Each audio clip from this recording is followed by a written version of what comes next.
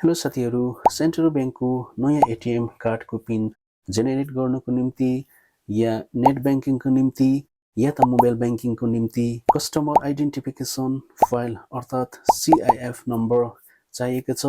तर तपाईसँग CIF number छैन, तपाईको पासबुकमा पनि छैन, ब्रान्चमा गएर ल्याउने टाइम पनि तपाईसँग छैन भने यो भिडियो तपाईको निम्ति।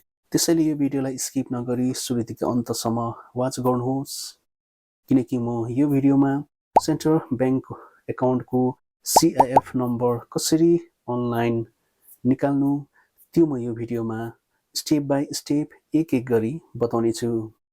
यदि यो भिडियो हेल्पफुल लागेमा भिडियोलाई लाइक गरिदिनुहोस्, आफ्नो साथीहरुमा शेयर गरिदिनुहोस्।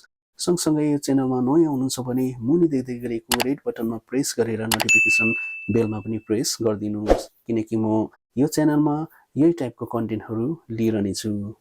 आउनुहोस् साथीहरु, अब भने आजको भिडियोलाई सुरु गर्नेछु। सबैभन्दा पहिले क्रोम ब्राउजरलाई ओपन गर्नुहोस्। त्यसपछि सर्च बारमा टाइप गर्नुहोस् सेन्ट्रल बैंक नेट बैंकिङ। त्यसपछि सर्चमा प्रेस गर्नुहोस्। ओके, त्यसपछि यहाँनिर फर्स्टमै तपाईहरुले पाउनुहुनेछ www.centralbank.net.in, यसमा प्रेस गर्नुहोस्।